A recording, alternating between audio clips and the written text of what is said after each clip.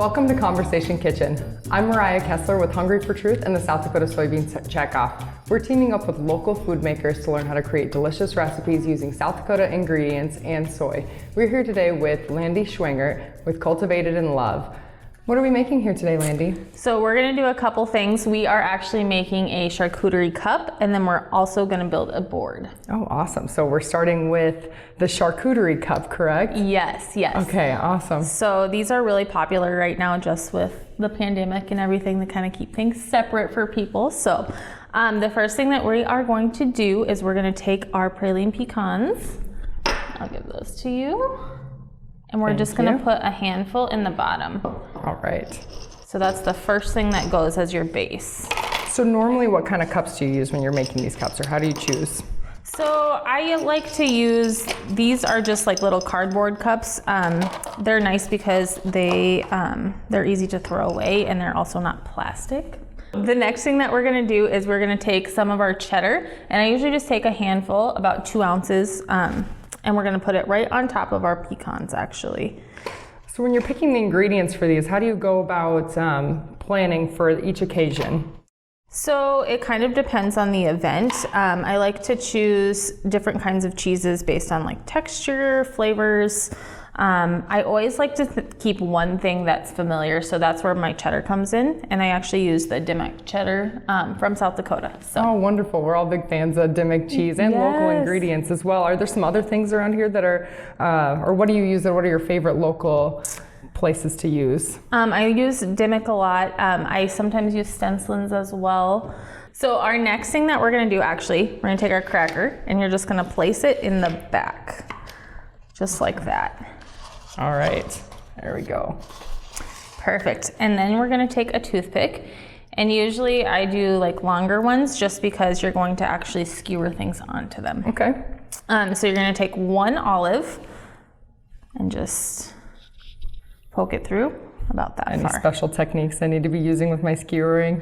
I would say you just don't stab yourself. Okay, we can try to do that. And the next thing you're gonna do is you're gonna take some of your folded salami. I usually take about 4 pieces, and you're just going to place it right under your olive. And I always, this sounds really weird, but I always fluff my salami so that it like looks fuller. All right. And then you're gonna place 1 more olive on the bottom.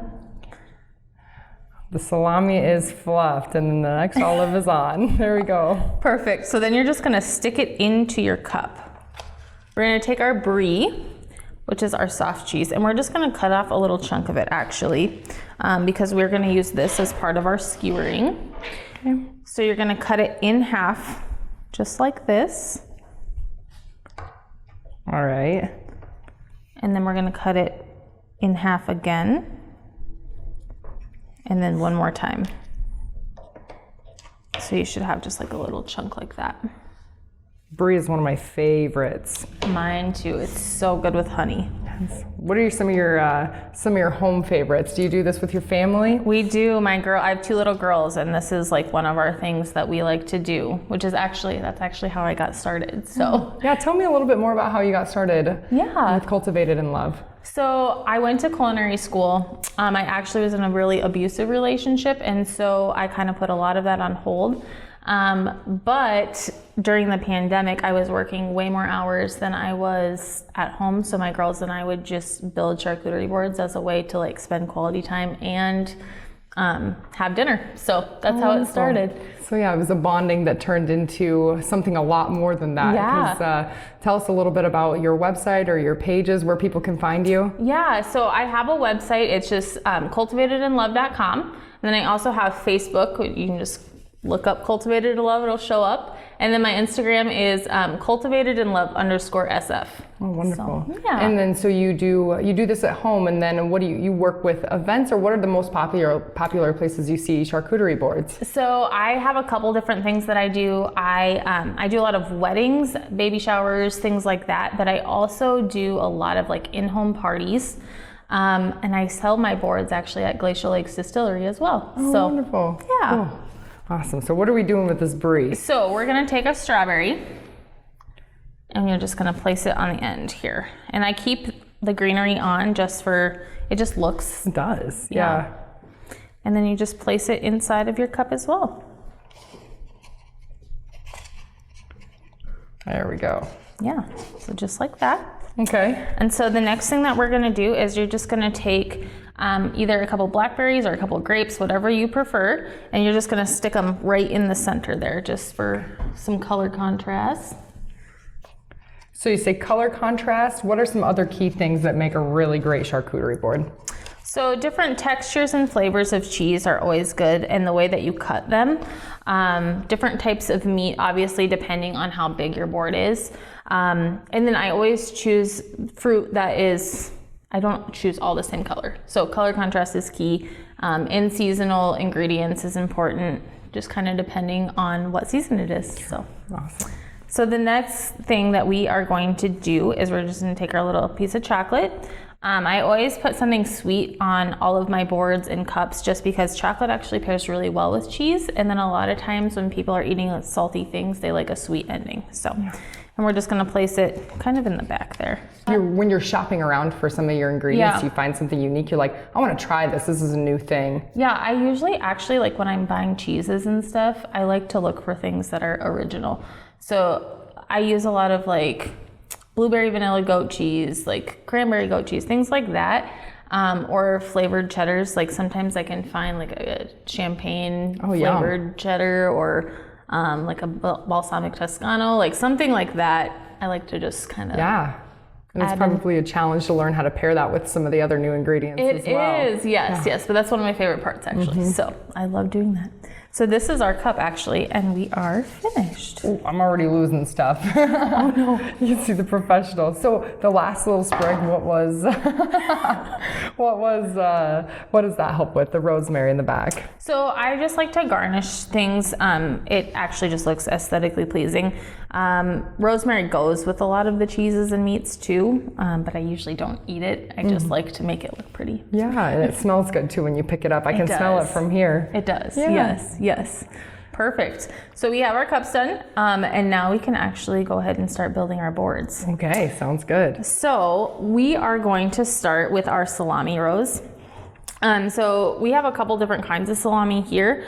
I use Italian dry for my roses just because of the texture of it and the way it's cut. It's easier to fold.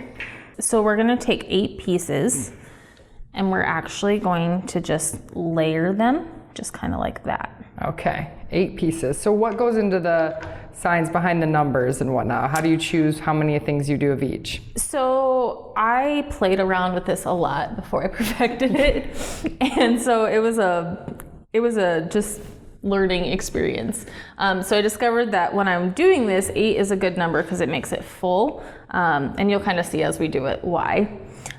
So we're gonna lay it just like that, and then you're gonna actually just fold it in half, the whole thing. Okay, up like this? Yep. All right. And so you're gonna crease it a little bit, and then you're just gonna take the end corner and start rolling like a cone.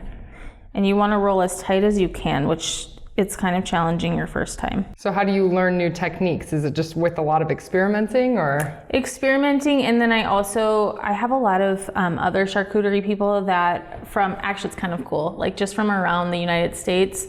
We have like a Facebook group and stuff, and we run ideas off of each other, and it's cool.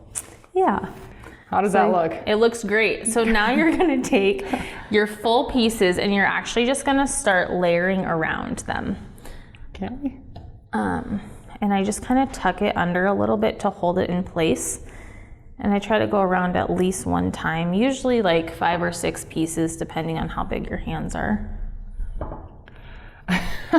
It's hard. I have pretty big hands, but I don't know. If you hold it at the bottom like this, there we go. It helps a lot. Yeah, this isn't easy, guys. It's kind of like one of those things that you have to train your hands for. Definitely, there's some tricks to the trade, I'm sure.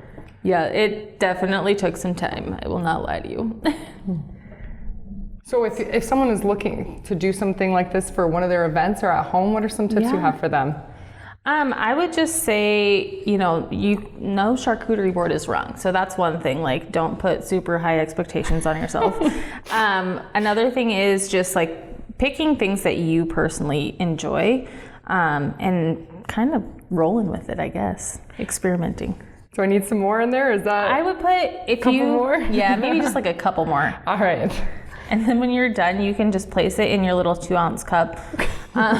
There's a couple different ways to make roses. There is a trick going around on TikTok where you put it around your wine glass. I don't like that one just because it looks flat to me. So I'm just all about the aesthetics here. My aesthetics might not be quite No, yours on are top good. of it. See? And then you just actually pull some of the edge pieces and you just make it look a little fuller. All right. The next thing we're gonna do is we are going to cut our cheese. We're gonna do our brie, and we're actually gonna cut it the same as you did before, just in quarters. I usually like to have like 5 or 6 pieces on there. Yeah. So when you create your boards, what are some of your fan favorites? So honestly, the goat cheese is very popular.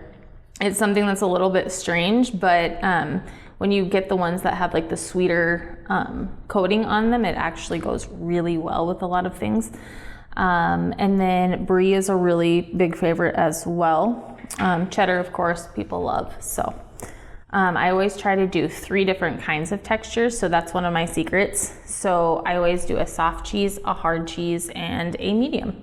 So what's some examples of a soft cheese, a hard cheese, and a medium cheese, just for people who don't know? Yeah, definitely. So soft cheese, your brie is going to be a soft cheese. You can do like Boursin cheese, which is kind of an herbed creamy spread. You can do goat cheese, anything that just has a really soft texture. Okay. Yeah. And then medium? Medium is cheddars. You can use there's one called Bellatino. Okay. And so I know that sounds really complicated, but it's actually popular at the stores. They have like different flavors. Merlot, they have a balsamic one. And if you go into the store, you'll see them. Any of your Goudas, those are all kind of mediums. More of your basic cheeses are mediums. Okay. Yeah.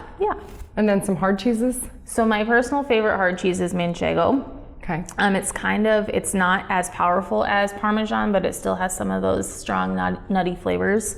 And actually, when it sits out a little bit, the flavors release, and so it has a stronger flavor, and it tastes even better. Gotcha. Yep. All right. Otherwise, Parmesans, Asiagos, things like that. Okay.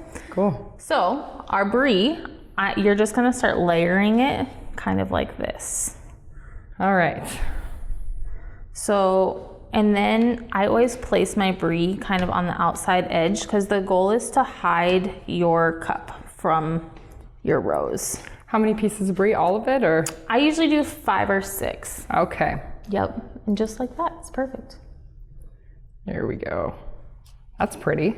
Yeah. It'll sit right. There we go. Perfect. And then we'll do our Manchego. So this triangle cheese is actually your Manchego, and we can style it a couple different ways. I have it zippered right now, which is what this is. Okay. You got this one for me, so it's not, it's already ready to go. It is. I'll show you the other ways too, though, just in case you are like, oh, I like this better. Awesome. And really, I play around with this all the time, so there's no wrong way. So this is called the arrow, where you just stick one piece here, and you start kind of triangling it, like so. Otherwise, we can also do it where you can kind of layer it as well, and just make it. Yeah, okay, cool. Some people too like to just stack it and have it on their plate like that. There's not a wrong way. Depends on my mood, to be honest. So I'm gonna leave mine zippered, which is this. But any way you want. We might try this one. I like it. Sitting like that now, and I think it's beautiful. Yes. Perfect. Okay. Yes. So the key is to place your cheeses in different areas of your board. So you don't ever want to put like your Manchego next to your brie. You want to kind of spread them out a little. And then the next type of cheese we have is our cheddar. So when I put cheddar on there, obviously we cube it, but I like to bunch things. So the more height it has, the fuller the board looks. So just grab a handful, and you're just gonna place it on your board anywhere you like.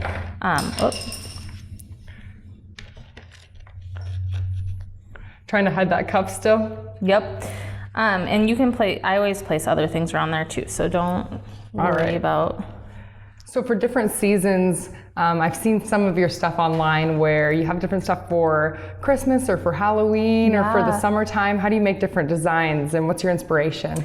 So obviously, like seasons, there's different things that are funner. So if I'm doing a Halloween board, I usually get like cookie cutters or look at different ways to cut the cheese into coffins, make it look spooky. I use jam on my brie when I do like the rest in peace signs. Oh, fun. Christmas, I use a lot of like sugared cranberries. I sometimes will cut my whole brie in half and use a cookie cutout and then put jam underneath it to make like Christmas trees, or I just kind of play around with it. And, Yeah. Make it look fun. That's awesome. Yeah, you could get pretty spooky with Halloween, and I'm sure there's a lot of fun things to do around the holidays too, whatever it is. You know, summer or winter or wherever. Yeah, I just look at what's kind of going on and what's popular that holiday season and roll with it. Yeah. How do you shift your flavors for different occasions?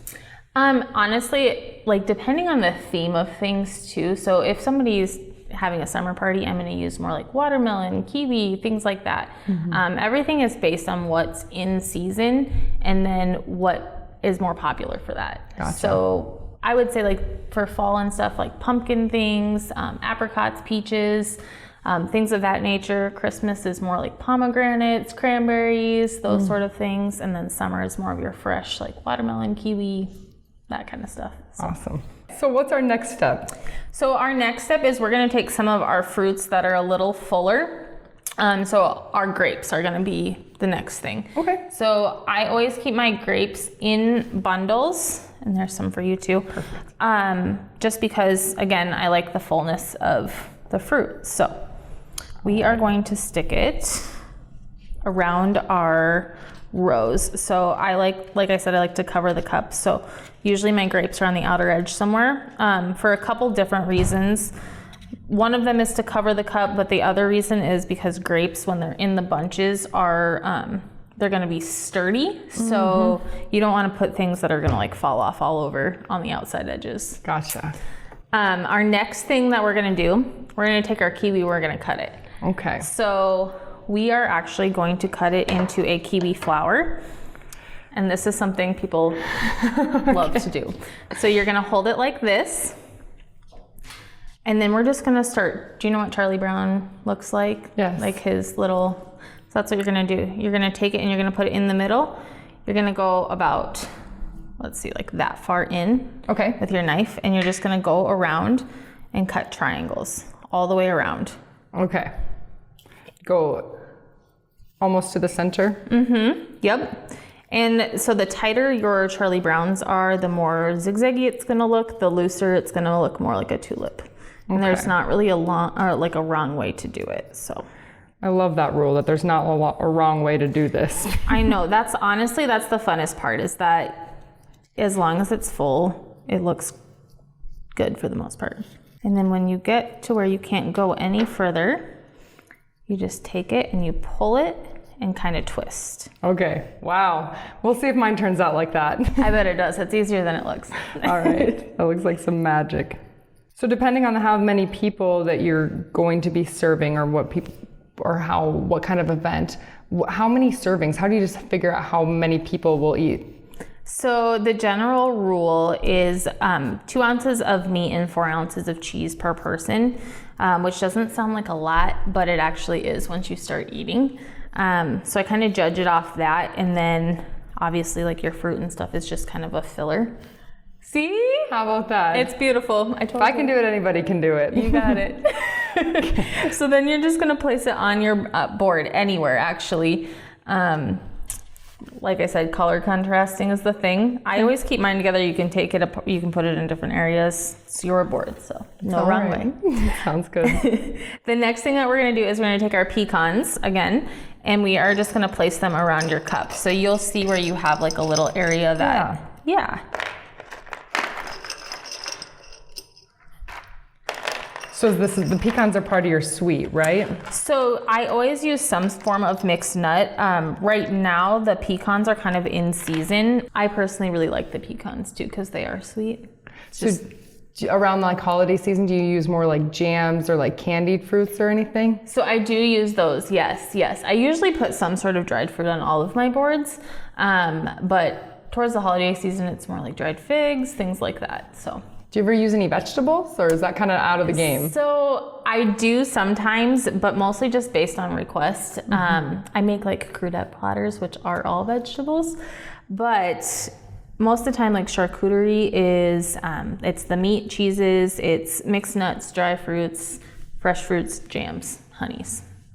So. And crackers, or? Yes, crackers. And I always put all of my crackers on the side. So if you put things in the fridge and you have your crackers there, the crackers kind of absorb things and then they get weird. So I never know like when people are gonna eat it. Yeah, perfect. So the next thing that we're gonna do is we're gonna take our olives actually. I always put something pickled on my boards as well. I use a lot of green olives. Sometimes I use like cornichons. We'll take just a handful. And again, you can put them anywhere on your board. Not next to the green though. Not next to the green? Nope. Okay, so here next to this stuff would be best? Yep, that's totally fine. All right. I just kind of, like I said, make it full. Perfect. So the next thing that we're gonna do is we're gonna take our orange. It's actually clementine. Okay. We're gonna make a pumpkin out of this. Okay, are we peeling it right now? We're All peeling right, it. Making a pumpkin, fun. Yes. So this is one of those things like, you know, I always add a little element of the season to things. So this is one of those. Yeah, it could be a fall or late fall. So we just peel these, and this is really ridiculously easy. So you're gonna be like, what? All right, that's what we need. So then you just stick it whole on your board somewhere. Okay. And we're just gonna take a little rosemary and stick it in the top to make it look like our little pumpkin. So just like that. Oh, fun. You can use a pretzel as well. Just kind of depending on, just like that. It's perfect. That is sweet. Awesome. So then we just start kind of filling our board. So color contrast is the key, like I said. So you can take blackberries, blueberries, and you just start filling in holes. Okay. So for the people who are going to be consuming these boards, what's the best way? How do you suggest you go through a line if you're coming to try a charcuterie board? Well, that is a great question. Honestly, it depends on the person, but I always start with my cheeses and then kind of go from there, because obviously different cheeses pair well with different fruits. But there's not a wrong way, to be honest. That's good to hear. Yes, and the cool thing too is that there's, like, when you have a grazing table at an event, there's something for everyone. So even someone who is maybe dairy-free can eat fruit, and there's soy options, there's all sorts of stuff. So it's kind of fun. So we know soy is involved in some of the feed for the livestock and the feed for the livestock for the milk or for the meat. And the vegetable oil that comes from soybean oil is used in some of the crackers. Are there any other ways? Do you ever use edamame, or have you ever thought of any other ways to incorporate some? Yes, actually I have done some like Asian inspired boards and stuff where I've used edamame before. Maybe soy sauce? Oh yeah, absolutely, wonderful. absolutely. That's so, great to hear. Stuff like that. Cool. Yes. So I actually sometimes do these really cool little cutouts too. Okay. And I saved some for you. So first, fun. Yes. First, we're gonna put our chocolate on our board just to finish it off a little. Oh, I'm sorry. You take that one. There we go. We'll put them right in the middle. I'm hogging the. What am I missing? Do I need some colors somewhere, or what do you see? No, your board looks really good, actually. Oh, good. Yes. Okay. Yes. So obviously, the larger the serving, the more meat we put on the board, but this is perfect. I have Hungry for Truth spelled out here in little letters. Oh, sweet. So we're gonna place them on our board. Okay. So I actually use little cookie cutters for these. Yeah. And the best cheeses to do it with are either provolone, sliced Gouda, or Swiss. You want something that holds together, because otherwise it does not work. Yeah, and that works really well for personalization, for birthdays, for anything. Yes. Yep. Sweet. Awesome. So we'll just take your letters. Okay, and let's put it on your board. Yeah, we can put it on my board for sure. There we go. Hungry for Truth. So I'll talk a little bit about our Hungry for Truth initiative. So the South Dakota Soybean Checkoff started an initiative when we saw the need to talk to just people not understanding where their food came from, and just wanted to address that a little bit and talk about or create conversations between people eating, consumers, and then the people who grow it, so our farmers. And we have a lot of fantastic farmers in the state of South Dakota who love to talk about what they do. So I know some of our largest commodities are soybeans and corn. So we, as a soybean checkoff, connect soybeans to a lot of different commodities, which is great. So we can talk through livestock, and then it's in soys and a lot of different food products, as well as a lot of new bio-based products, which is really exciting. So we just have some new projects too going on locally, which is using soy products like the soybean oil to add to infrastructure in the state, which is wonderful. So as much as we can, we use products grown in state in end game for consumers. That's awesome. Yeah. I love it. Oh, that looks really good. There is your Hungry for Truth. And then we do have rosemary, so sometimes I garnish just around different areas with some of that. So that's fun. Kind of shove it in the little holes that need to look like they need to be filled more. Yeah. Are there any other herbs that are really good to use for garnishment? Yes. So I also use a lot of thyme. I mostly use thyme, rosemary. Sometimes I use like basil, or if there are sweeter things on the board, I use mint sometimes. That goes really, really well with like apricots and even the cranberries. So. Well, there you have it. Today we learned how to make some beautiful charcuterie boards with Cultivated in Love. Head over to hungryfortruthsd.com, where we're serving up truth and more delicious recipes daily. Landi, where can we learn more about Cultivated in Love? So you can either head over to my website, so it's cultivatedinlove.com. Otherwise, I also do have a Facebook, also Cultivated in Love, or my Instagram is cultivatedinlove_SF. Awesome. Yeah. Well, thanks for joining us today, and we'll see you next time on Conversation Kitchen.